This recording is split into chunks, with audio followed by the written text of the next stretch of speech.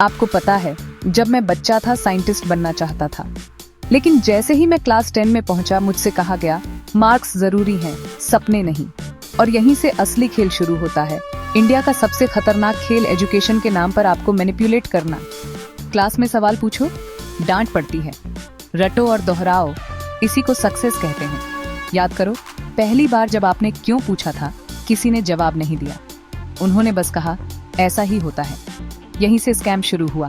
यह सिस्टम नहीं चाहता कि आप सोचें, क्योंकि अगर आप सोचना शुरू करेंगे तो आप चीजें बदलना शुरू कर देंगे, और बदलाव एक खतरा है।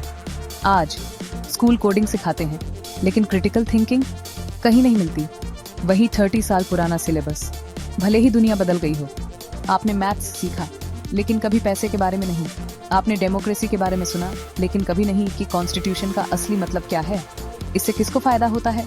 उन्हीं लीडर्स को जिन्होंने आपके वोट से जीत हासिल की, लेकिन अपने बच्चों को हार्वर्ड और ऑक्सफोर्ड भेजा। और आप सुबह 9 बजे की कोचिंग और संडे मॉक टेस्ट में फंसे हुए।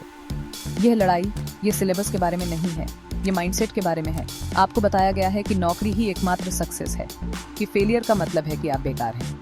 लेकिन कोई आपको नहीं बताता कि कलाम ने बचपन में अखबार बेचे थे और फिर भी जीनियस थे, या स्टीव जॉब्स ने पढ़ाई छोड़ दी थी लेकिन फ्यूचर बनाया।